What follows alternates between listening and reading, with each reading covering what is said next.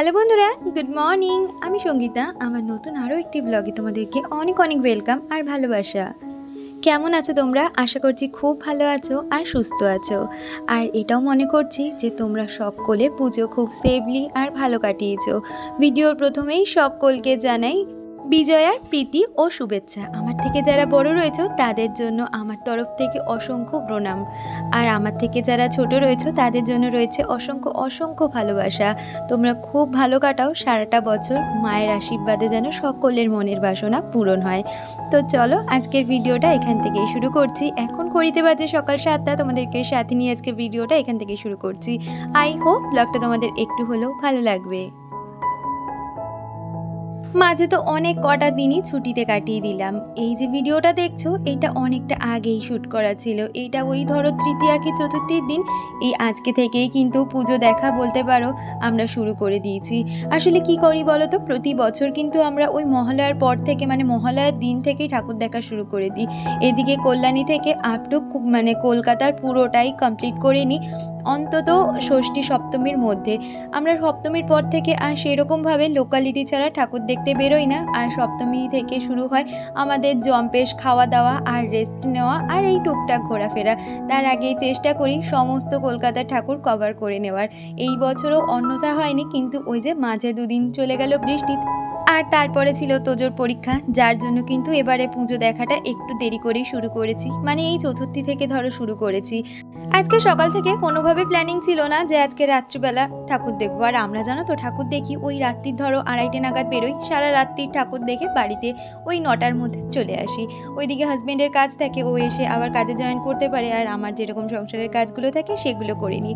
সেটা প্রথম একদিন দুদিন ভালো লাগে, তারপর থেকেই শুরু হয়ে যায় কিন্তু ঘুমের একটা ঘাটতি। তো এইভাবেই সারাটা পুজো কাটিয়ে নিই। তবে যেমনটা বললাম আজকে কিন্তু ঠাকুর দেখতে যাওয়ার কোনো প্ল্যানিং এখনো পর্যন্ত ছিল না। সেটা শুরু হয়েছিল রাত্রিবেলা, কিন্তু সকাল থেকে আর একটা প্ল্যানিং ছিল। আজকে আসবে আমার দাদা। ওই যে দুষ্টুকে আগের দিন বললাম না স্কুল থেকে সাইকেল দিয়েছিল, তো দুষ্টু তো কোনোভাবেই ওই সাইকেল চালাবে না।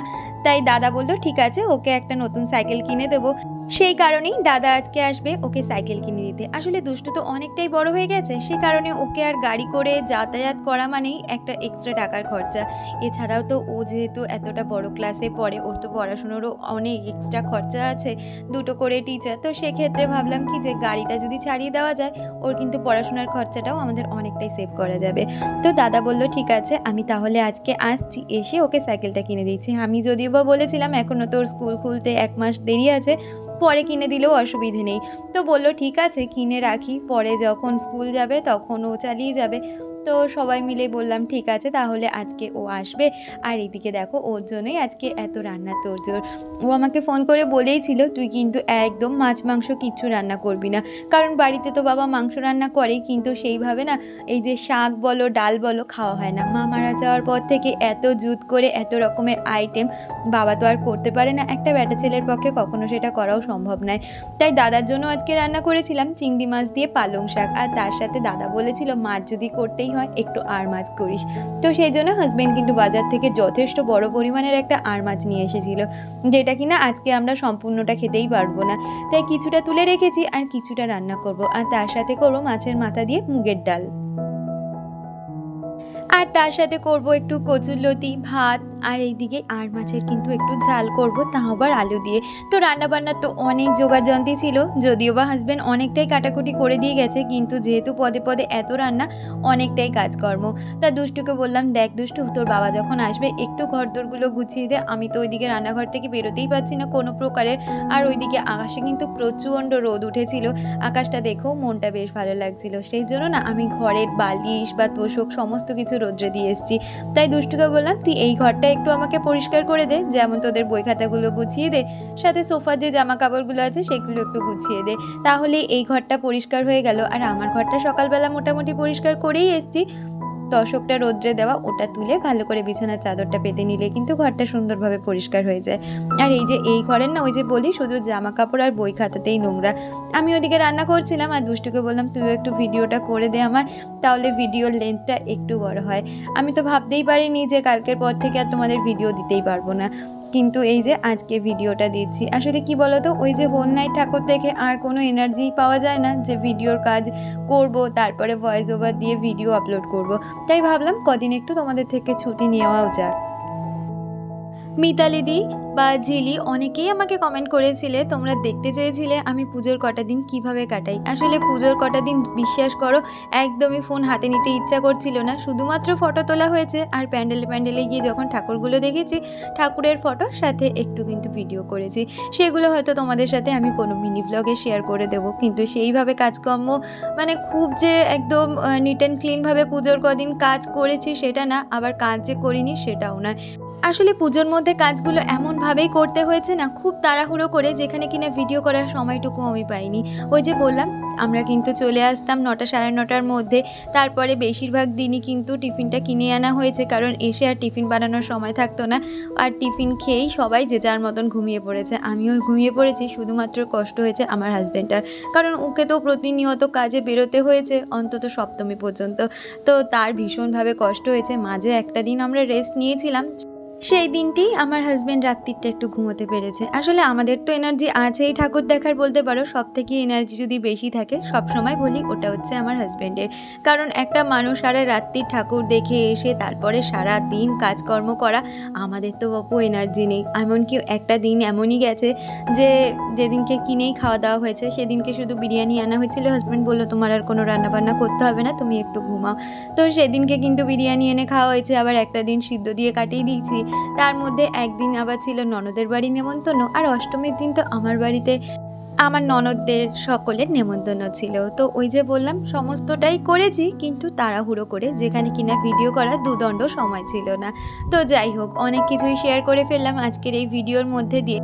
মানে এই যে এই কটা দিন ভিডিও বন্ধ রেখেছি, মানে তোমাদের সাথে অনেক গল্প জমে গেছে, সেগুলোই ধীরে ধীরে করে নিচ্ছি, তার সাথে কাজও সেরে নিচ্ছি। ওই যে তোষকটা বললাম না রোদ্রে দিয়েছিলাম, ভীষণ সুন্দর রোদ উঠেছিল। ওই যে মাঝে বৃষ্টি হলো, তার জন্য তো দুজনের স্কুলই মোটামুটি, তোজোর একদিন স্কুল ছুটি দিয়েছে, দুষ্টু তো পুরো একদম মানে ভাইফোঁটার পর অবধি স্কুল ছুটি পড়ে গেছে ওই 1 মাসের জন্য। সরকারি স্কুলগুলো এরকম হয়। তো তোজোর এখনও 2 দিন স্কুল আছে, তারপরে আবার ওর পঞ্চমীর দিন পিটিএম রয়েছে। ভাবছি কি এই যে কালকে প্রোগ্রাম আছে ওর স্কুলে, মানে ওই আগমনী প্রোগ্রাম, ওইটা করি আর ওকে স্কুলে পাঠাবো না। যেদিন পিটিএম আছে সেদিনকে আমি আর হাজব্যান্ড গিয়ে পিটিএমটা অ্যাটেন্ড করবো। তো এই হয়ে গেছে ব্যাপার। আর ওইদিকে কিন্তু আমি চাদরটা সুন্দর করে পেতে এসেছি। দুষ্টুকে বললাম তুমি একটু ঘরটা হাত দিয়ে নাও, তাহলেই হয়ে যায়। আমি আবার যথারীতি চলে এসেছি রান্নাঘরে। এইদিকে মাছের মাথার ডালটা বানাবো বলে প্রথমে কড়াইতে কিন্তু সমস্ত গোটা মশলা ফোড়ন দিয়ে পেঁয়াজ আদা রসুনটাকে ভালো করে ভেজে নিয়েছি। আর ওই মশলার মধ্যে মাছের মাথাগুলো দিয়ে আর একটু ভালো করে ভেজে নিয়েছি। এরপরে ভালো করে ভাজা হয়ে গেলে ডালটা সোমবার দিয়ে নেবো। আর এইদিকে আর মাছের ঝালটাও কিন্তু এরকম পেঁয়াজ আদা রসুন দিয়েই করে নিচ্ছি, কারণ এইভাবে কিন্তু আর মাছের ঝালটা খেতে ভীষণ ভালো লাগে। দাদা বাবাকে একদিন আসতে বলেছিলাম পুজোর মধ্যে, কিন্তু তারা জানো তো সময় করে উঠতে পারিনি। সেই জন্য আমিও ভেবেছিলাম যাব না, কিন্তু বাবার একটা কথায় আমি ভীষণ দুঃখ পেয়ে বলতে পারো বাবার বাড়িতে চলে গেছিলাম দশমীর দিন। আগের বছরও জানো তো আমি বাবার বাড়িতে যাইনি পুজোতে। এই যে পুজো দেখতে দেখতে মানে কখন যে কিভাবে টাইমগুলো কেটে যায়, অষ্টমী নবমী দশমী কিভাবে যে চলে আসে বুঝতেই পারি না। এই কারণে আর আগের বছর বাবার বাড়ি যেতে পারিনি। সেই বছরই না মাকে খুব মিস করেছি জানো তো। ওই যে বাবা সেদিনকে আমাকে একটা কথা বললো, আগের বছরেও এলি না, এলি কখন? মা মারা যাওয়ার সময়। তো এই বছর না ভীষণ কষ্ট পেয়েছি। সারাটা পুজো বলতে পারো যেমন আনন্দ করেছি, সেমনি কিন্তু মাকে ভীষণভাবে মিস করেছি। তো যাই হোক, ওই কথাটা আর আমি বলতে চাই না, ওইটা বললেই যেন এমনি অনবরত চোখ থেকে জল বেরিয়ে আসে। আর এদিকে দেখো কথা বলতে বলতে আমার কিন্তু রান্নাবান্না অনেকটাই কমপ্লিট হয়ে গেছে। ওইদিকে মাছের ঝোলটা কিন্তু ভালোভাবে বসিয়ে দিয়েছি, সাথে লতিটাকেও সিদ্ধ করে নিয়েছি। আর লতিটাও কিন্তু আজকে করব এরকমভাবে চিংড়ি মাছ দিয়ে। তো অনেকটাই যেহেতু চিংড়ি মাছ এনেছিল, সে কারণে কিন্তু ভাগে ভাগে আজকে শাকটাও চিংড়ি মাছ দিয়ে করেছি আর লতিটাও। আর ওইদিকে মাছগুলোকে ভালো করে ভেজে নিয়েছি, সাথে কালো জিরে ফোড়ন দিয়ে কাঁচা লঙ্কা ফোড়ন দিয়ে নিয়েছি। আর পেঁয়াজটা ভাজা ভাজা হলে রসুনগুলোকে থিতো করে দেবো। আর এরকমভাবে কিন্তু কচুরলতি রান্না করি। আমার হাজব্যান্ড তো ভীষণ পছন্দ করে এইভাবে কচুরলতি খেতে। এই যে আজকে যে রান্নাবান্না দেখছো, সব থেকে ওর পছন্দের খাবার যদি কিছু হয়ে থাকে সেটা হচ্ছে কচুরলতি। তো এই রকমই আজকে কচুরলতি দিয়ে খাওয়া হয়েছে। আর আজকে অনেক পদ হয়েছে, তো কোনটা ছেড়ে কোনটা দিয়ে কে খাবে সেটা কেউ বুঝতেই পারছে না। আর দুঃখের বিষয় আমাদের বাড়িতে আর মাছ দুষ্টু খায় না, এছাড়া সবাই কিন্তু খুব ভালো আমাদের বাড়িতে আর মাছ খায়। আমার তো ভীষণ পছন্দ আর মাছ, বোয়াল মাছ, এই ধরনের মাছগুলো। আর ওইদিকে দেখো আমার কচুরলতিটা কিন্তু ঢাকা চাপা দিয়ে ভালো করে রেঁধে নিচ্ছি। আর আর ওইদিকে ভাতটাও বসিয়ে দিয়েছি। আসলে ভাতটা না একটু লাস্টের দিকেই রান্না করি, কারণ কি বলো তো, সকালের দিকে আগে চালটা ভিজিয়ে দিই আর লাস্টের দিকে যদি ভাতটা রান্না করা হয় তাহলে কিন্তু খুব তাড়াতাড়ি রান্না হয়ে যায় আর ভাতগুলোও খুব সুন্দর ঝরঝরে হয়ে যায়। আর আজকে তো অনেক মশলাপাতি নামানো হয়েছিল, তাই কন্টেনারগুলোকে জায়গা মতন রেখে এখন বাসনগুলোকেও মেজে নিচ্ছি। আজকে যেহেতু বাড়িতে দুষ্টু নেই, তাই ভয়েস ওভারটা দেওয়ার সময় কারোর নামই নিতে পারছি না। চেষ্টা করছি সোমবারের পর থেকে তোমাদের সকলের নাম নিয়ে নেওয়ার। এর মধ্যেই আবার লক্ষ্মী পুজো, বাড়িতে অনেক কাজ, অনেক কিছু বাকি এখনও রয়েছে, কিন্তু সংসারও রয়েছে। মানে পুজোর মধ্যে বলতে পারো এক প্রকারে ছুটি করেই কাটিয়ে দিয়েছি, কিন্তু এখন আর ফাঁকি দিলে হবে না, এখন ঠিকঠাক মতন সংসারটাই করতে হবে। আসলে আমাদের মতন মেয়েদের সংসারের ফাঁকি বলে কিছু হয় না। যাদের কি বলতো একার সংসার, একার ঘরেই সংসারের সকল দায়িত্ব, তারা ফাঁকি বলে কি জিনিস সেটা দিতে পারে না, কিন্তু কাজ একটু কম পড়লে মনে হয় তাদের কাছে ফাঁকি হয়ে যায়। আমার তো মনে হয় একটু কাজ কম হলেই আমি অনেকটা আনন্দ, অনেকটা ফাঁকি দিয়ে ফেলেছি, কিন্তু আলটিমেটলি ফাঁকি কিন্তু দেওয়া চলেই না। সংসারের কাজ করে যেতেই হয়, সেটা যেরকমই অনুষ্ঠান থাকুক না কেন। আর এইদিকে দেখো, কথা বলতে বলতে আমার কিন্তু অনেকগুলো রান্নাবান্না কমপ্লিট হয়ে গেছে, কিন্তু এখনও একটু রান্না বাকি রয়েছে। তার আগে ভাবলাম গ্যাস ওভেনটাকে ভালো করে পরিষ্কার করে নিই আর সেটাকে মুছে নেব। আর একটু যেহেতু সময় বাকি রয়েছে, মানে রান্নাবান্না ওই ধরো একটার মধ্যে কমপ্লিট হয়ে গেছে, দাদা ওইদিকে চলে এসেছে, এখন তো দাদার কাছেই সব মানে পুচকিগুলো বসে রয়েছে গিয়ে। আর আমার ছেলে তো মামাকে ভীষণ পছন্দ করে, যখনই আসি এমনি কাউকে ফোনে কথা বলবে না, যখন সামনাসামনি আসবে দাদু মামা আনতো পাগল। তো এইদিকে দেখো রান্নাঘরটা পরিষ্কার করে নিয়েছি, আর তারপরে না ওই যে টেবিলে খাবারগুলো রাখি আমি রান্নার পরে, সেগুলো এনে এই ঘরে রাখছি, যেহেতু খাওয়াটা হবে ওই টেবিলের মধ্যে, তো সেই জন্য। আর রান্নাঘরের এই কাজগুলো সেরে আমি কিন্তু ওই যে সকালে যে জামা কাপড়গুলো মেলে দিয়েছিলাম ওগুলোকেই তুলে নেব। ওইদিকে তো দুষ্টু আমার আর আমি মিলে তোশকটা তুলে পেতেই দিয়ে এসেছি, তারপরে ওইদিকে ঘরে এসি চলছে, তোশকটা হয়তো ঠান্ডা হয়ে যাবে। আমার হাজব্যান্ড আবার ওই গরম তোশকে শুতে পারে না, এই হয়ে গেছে আমার জ্বালা। আর এইদিকে দেখো রান্নাঘরটাকেও আমি সুন্দরভাবে কিন্তু মুছে নিচ্ছি। আজকে অনেক রান্নাবান্না ছিল, তোর সাথে সাথে রান্নাঘরটা পরিষ্কার না করলে না আমার যেন কীরকম একটা শরীরের মধ্যে অস্বস্তি লাগছিল।